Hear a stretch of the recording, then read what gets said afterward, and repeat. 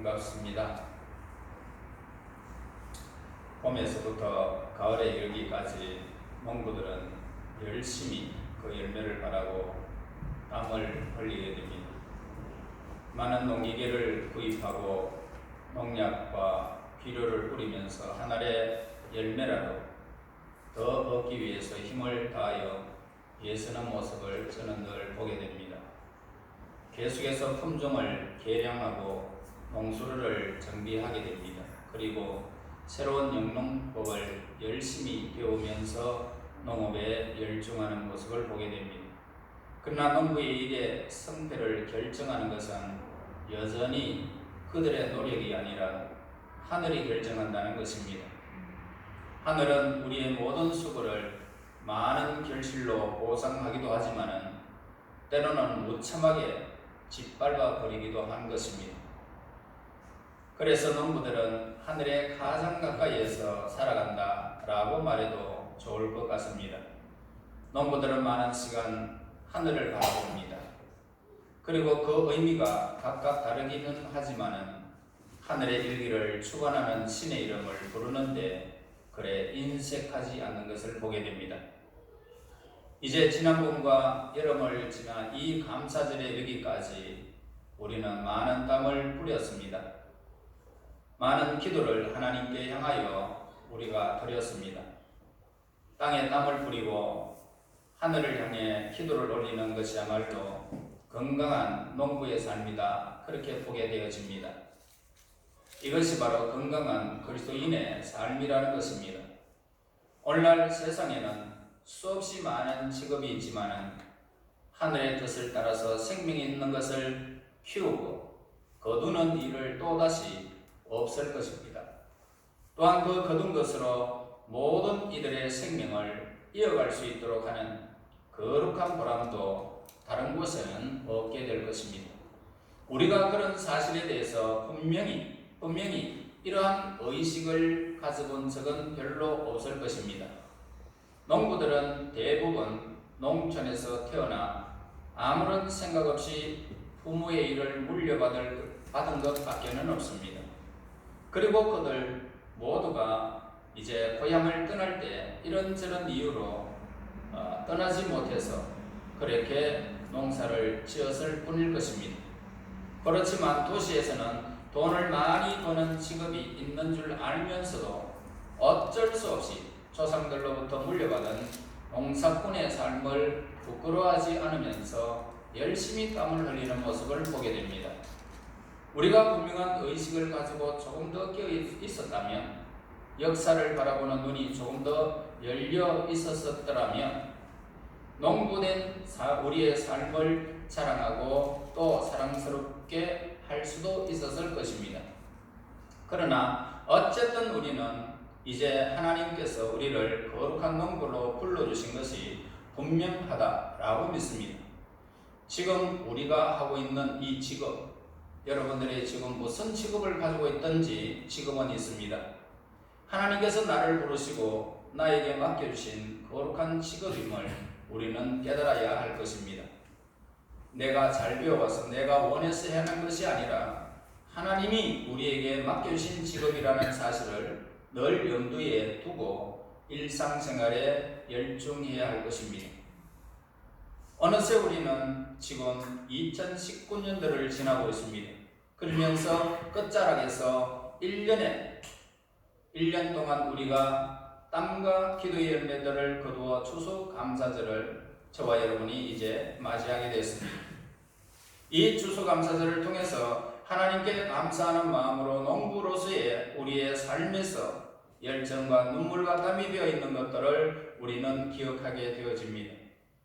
이 나라에서 사는 많은 사람들은 직업과 성별이 각각 다 다르다라고 보면 되겠습니다. 그러나 누구나 자기의 위치에서 많은 날들을 보내게 되어집니다. 세상 돌아가는 모습이야 어떻든 우리는 우리만의 드릴 수 있는 고귀한 감사가 있음을 우리는 깨달아야 할 것입니다.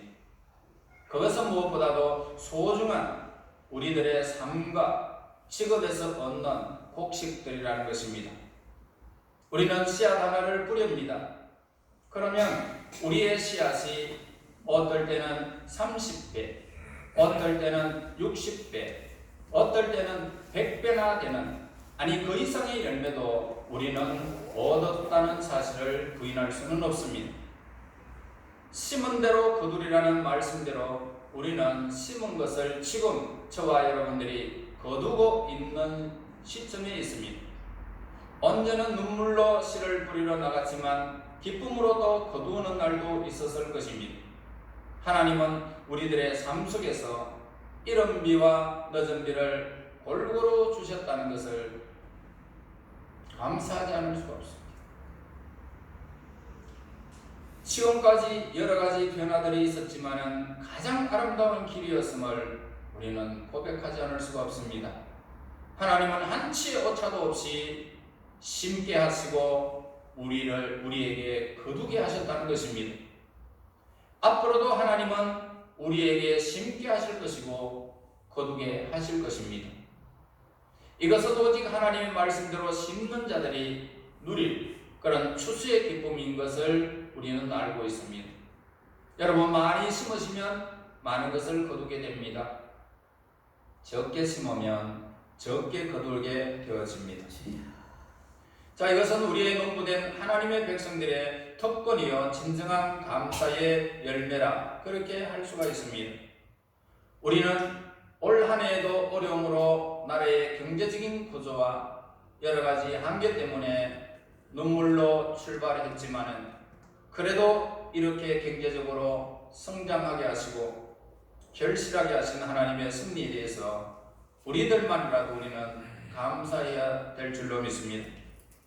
우리가 오늘을 진정으로 감사한 마음으로 지내게 되는 것은 우리의 감사가 우리가 거둔 것에 대한 것이 아니라 우리에게 거두게 하신 하나님을 찬양하는 것입니다. 추수감사절은 우리가 거둔 물질의 양에 의해서 좌우되어지는 것이 결코 아닙니다. 내가 많은 돈을 벌었으니 내가 하나님께 감사하리라 그런 것이 아닙니다. 내가 적게 거두었으니 하나님께 감사하는 것이 적다 그것이 아닙니다.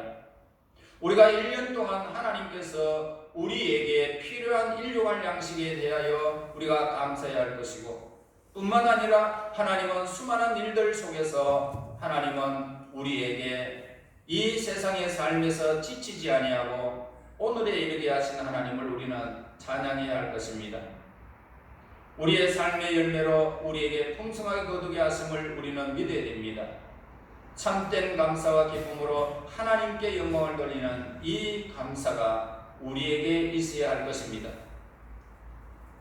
우리의 감사는 우리의 삶에서 추수했다는 사실 자체 때문이지 추수한 것의 분량과 그리고 경제적인 가치 때문에 우리가 하나님께 감사하는 조건이 아닌 것입니다.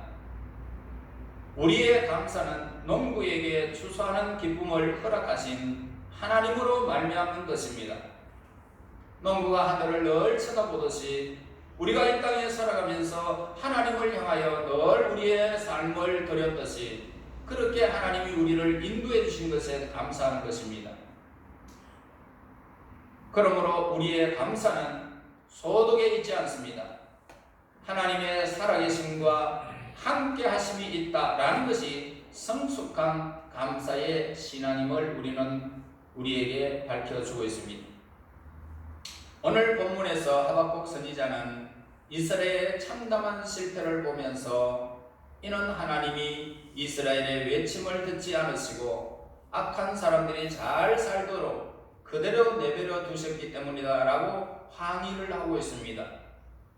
그래서 하나님을 향한 진정한 항의와 물음 끝에 그가 얻은 대답은 뭐냐면 의인은 그 믿음으로 말미암아 살리라 라고 그렇게 부르짖었던 것입니다. 하나님을 향한 끝없는 믿음만이 하나님의 백성이 살 길이라는 것을 확신시켜주는 하박국 선지자의 외침이었던 것입니다. 창자가 흔들리고 뼈가 썩어 들어가는 듯한 고통 속에서도 하나님을 믿는 믿음으로 기쁨과 즐거움으로 감사를 찾게 되었다는 사실을 우리는 보게 됩니다. 하박국 선지자가 살고 있는 환경은 얼마나 고통스러웠는지를 우리에게 오늘 본문에서 말씀해 주고 있습니다. 포도나무가 잘 자라지 못하고 포도나무에게 열매가 달려야 되는데 열매가 달리지 않았습니다.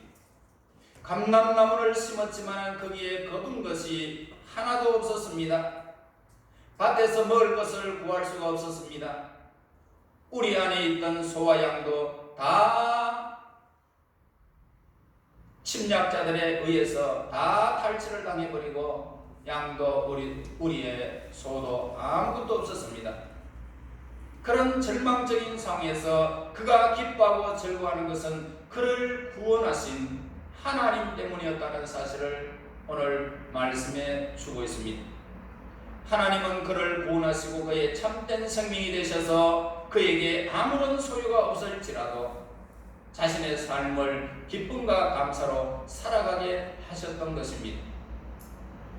하박국 선지자가 누렸던 그 인생의 즐거움은 소유로 인한 것이 아니라 구원으로 인한 그 생명이 하나님께 구원받은 구원으로 인한 기쁨이었던 것입니다.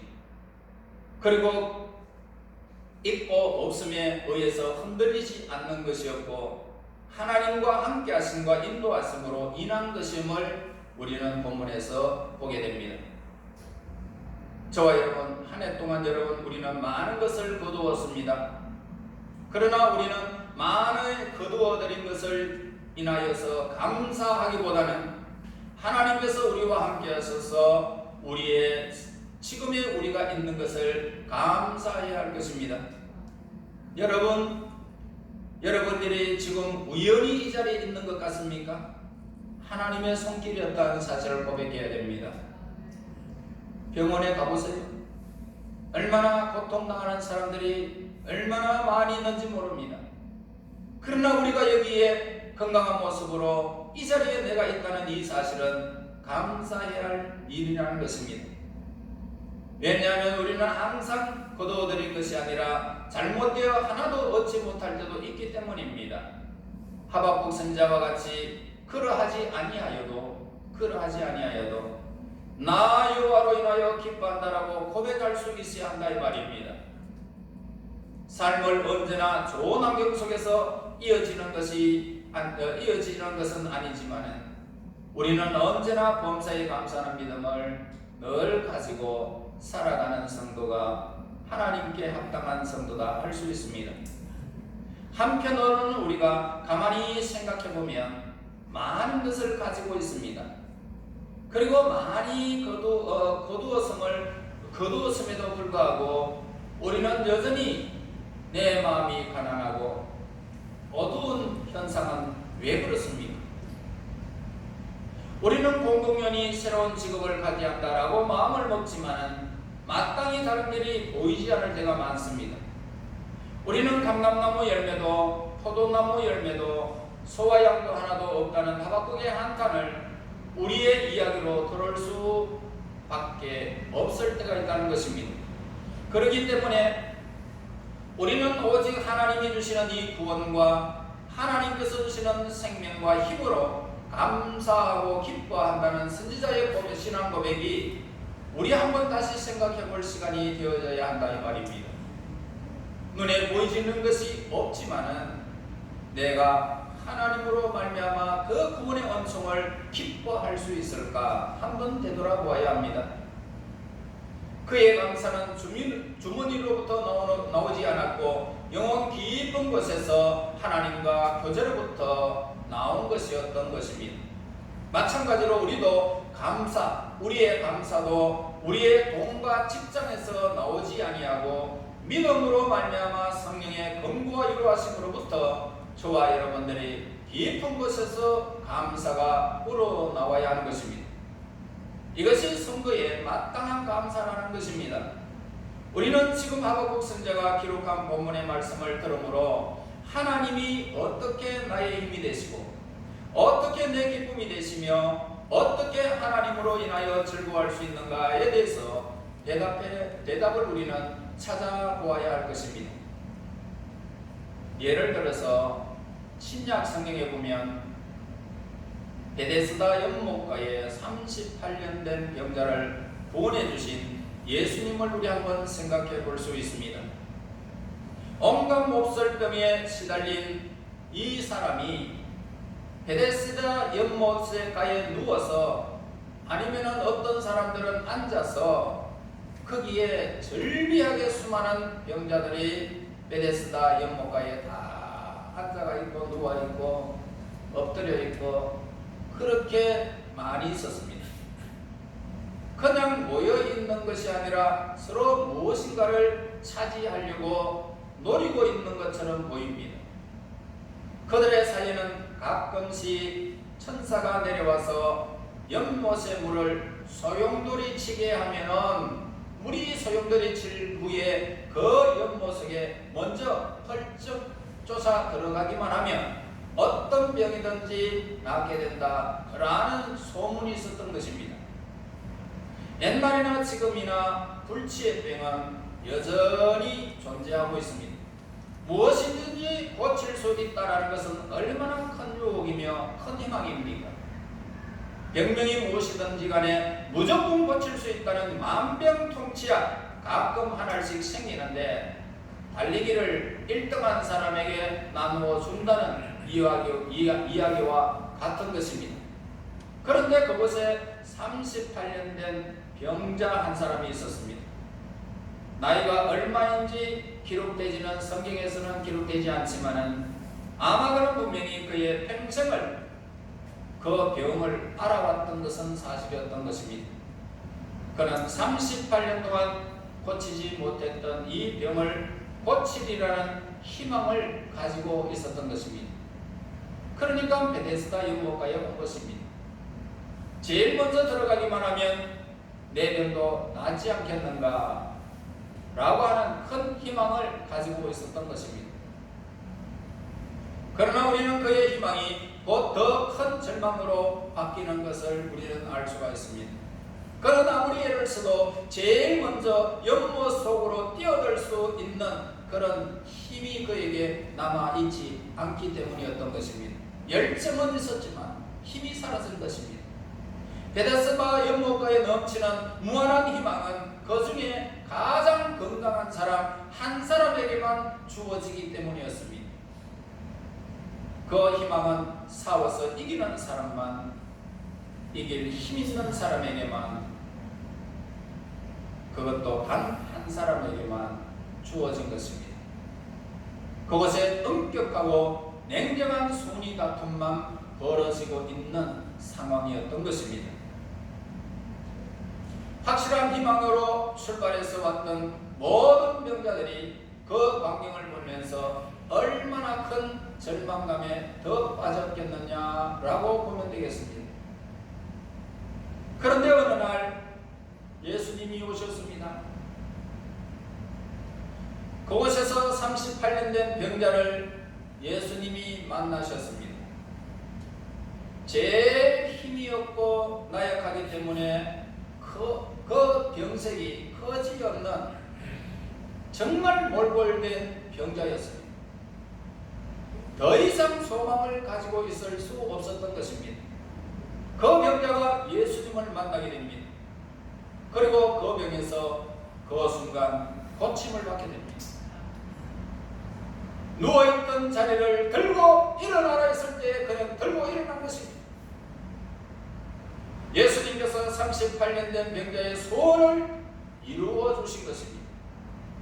우리는 때로 세상에도 우리 인생에 희망이 있을 수 없음을 인정한다 할지라도 그러나 그 희망은 여전히 싸워서 이기는 사람만이 주어지더라는 것입니다. 절대로 이길 수 없는 우리에게 세상이 주는 희망은 오히려 더 어둡습니다. 절망적인 것입니다. 우리가 어떻게 살아서 이길 수 있습니까? 세상 사람들은 무지막지하게 달려듭니다. 그러나 우리는 하나님 때문에 그렇게 무지막지하게 할 수가 없습니다. 우리가 이길 수 있는 길은 없지만 그러나 하나님이 길을 열어주시며 예수님을 만난 그 길이 우리의 생명의 길이요 우리의 형통한 길인 것입니다. 그분이 우리의 길을 인도하지 아니하시면 우리는 이 자리에 있을 수가 없는 것입니다. 그러므로 저와 여러분 오늘도 베데스다 연못가에 만난 그 병자와 같이 초라한 살았다 할지라도 우리는 겁낼 것이 없습니다. 그분을 만나기만 하면 된단 말입니다. 오늘도 여전히 베데스다 연못가에 1등으로 뛰어들기 위해서 힘자랑해야 하는 불쌍한 인간들에게 찾아오신 예수님은 아무리 예수도 1등에 들어갈 수는 없었던 꼴찌를 선택하셔서 그를 구원해 주신 것입니다. 예수님은 그 순서를 뒤바꾸어 우리를 선택하셨습니다. 여러분, 우리 주변에는 우리보다 훌륭한 사람들이 얼마나 많은지 모릅니다. 연못가에처럼 뛰어들어라 그러면 우리보다 훨씬 더 빨리 들어가서 그들이 이 세상에서 성공할지 모르겠습니다. 그러나 우리는 들어갈 힘이 없어도 예수님이 오늘 우리를 구원해 주시는 하나님의 그 선택권은 오늘 우리의 힘에 의지하지 않는다는 것을 보게 됩니다. 예수님은 그 순서를 바꾸어서 우리를 선택하셨다는 사실을 우리는 잊지 말아야 합니다. 예수님께서는 그 순서에 의미가 없다는 것입니다. 병든 자가 원인을 찾아나듯이 원인을 만나듯이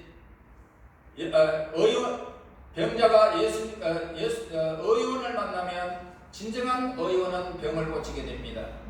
이와 같이 병자가 의원을 만나듯이 오히려 가장 뒤로 처진 자만이 예수님을 만나게 되었던 것입니다.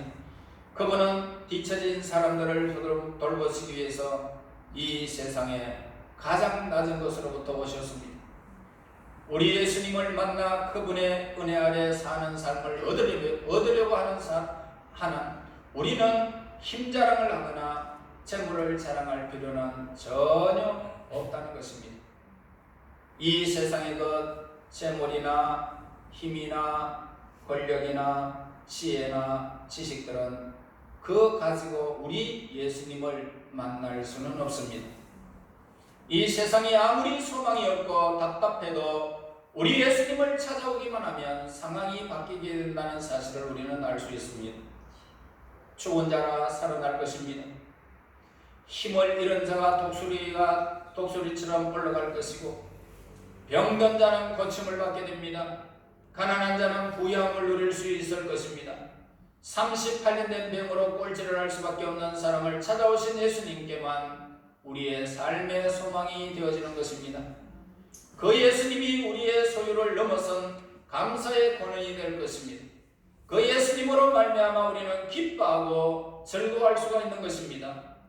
그 예수님으로 말미암아 지금도 우리는 많은 것을 하나님께서 주시는 것을 거두고 있다는 사실을 우리는 고백해야 합니다. 그러나 그 수확물로부터가 아니라 하나님께서 주신 생명으로부터 우리의 기쁨과 감사의 이유를 찾을 수 있는 것입니다. 우리는 이 세상에서 사는 동안 희망을 찾을 수 없다라고 해도 우리에게는 소망이 있습니다. 보이는 것은 잠깐입니다. 보이지 않는 것은 영원한 것입니다.